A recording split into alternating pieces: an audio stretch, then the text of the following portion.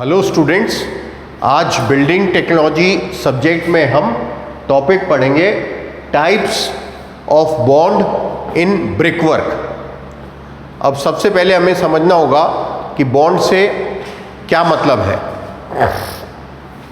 Bond is a method of arranging bricks which are binded together with help of mortar in such a way so as to avoid continuous vertical joints।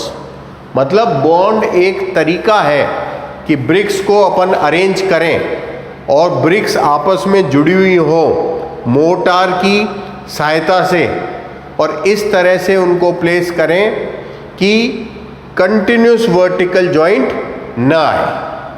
तो ये structure बनाने में, BRICS wall बनाने में काम में आती है।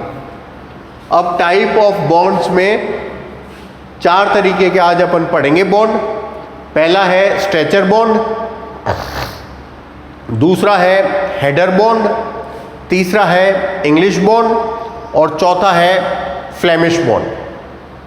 अब स्ट्रेचर बॉन्ड क्या होता है? स्ट्रेचर बॉन्ड एक ऐसा बॉन्ड है जिसमें ब्रिक्स की स्ट्रेचर, मतलब ये लंबी वाली साइड को स्ट्रेचर कहते हैं। जब ये longitudinal face of the wall के पैरेलल होता है ब्रिक का तो वो स्ट्रेचर कहलाता है, और जब longitudinal face of the brick is perpendicular to face of wall वो हेडर कहलाता है।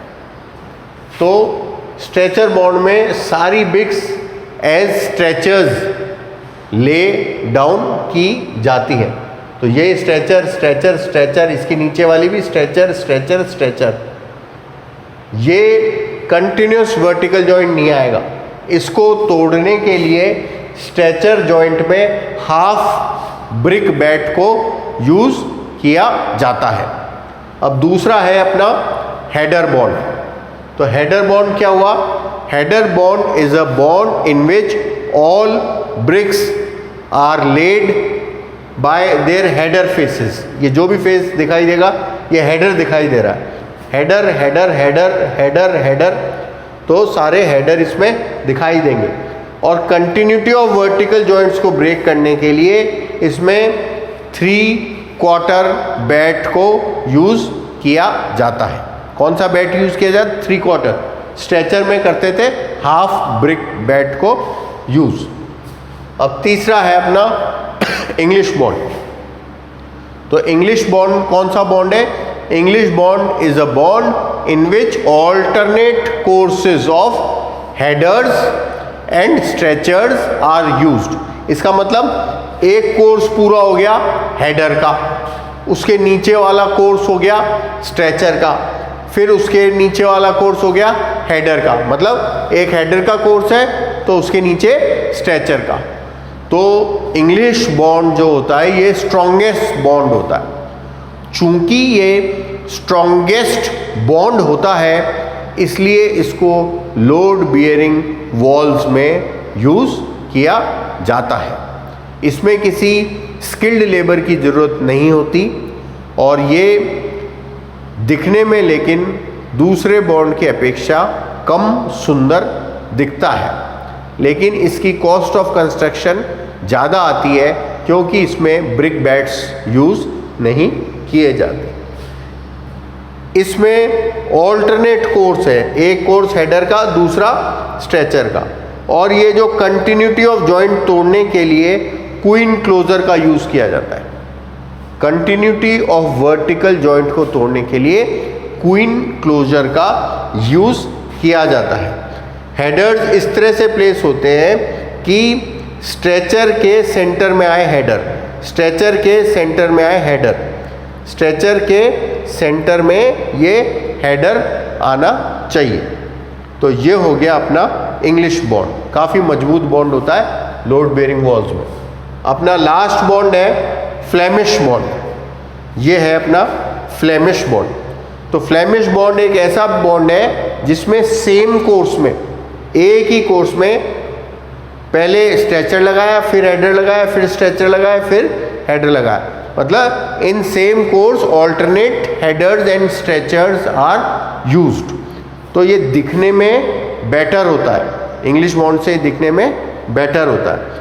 और इसमें भी कंटिन्यूटी ऑफ वर्टिकल जॉइंट को ब्रेक करने के लिए क्वीन क्लोजर्स का यूज होता है। ये क्वीन क्लोजर लगा दिया। तो एक ही कोर्स में स्ट्रेचर हेडर आते हैं। अब एग्जाम में एक क्वेश्चन आ सकता है, ये सब एलिवेशंस मैंने आपको बना के बताए हैं। एग्जाम में क्वेश्चन आ सकता है कि आप इंग्लिश बॉन्ड और फ्लेमिश बॉन्ड को कंपेयर करो, तो इसमें अपने को डायग्राम भी बनाना पड़ेगा। फिर पहला पॉइंट ऐसे लिखेंगे, भाई इंग्लिश बॉन्ड कौन सा बॉन्ड हुआ? English bond is a bond in which alternate courses of headers and stretchers are used, and Flemish bond is a bond in which in the same course same है Flemish bond में, alternate headers and stretchers are used in the same course. फिर second point, जो English bond है ये strongest bond होता है, इसकी strength ज़्यादा होती है।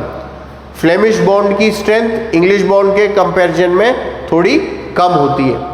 तीसरा पॉइंट, इंग्लिश बॉन्ड दिखने में लुक वाइज इसकी अपीयरेंस थोड़ी कमज़ोर होती है। जो फ्लेमिश बॉन्ड है, फ्लेमिश बॉन्ड अपीयरेंस वाइज ज़्यादा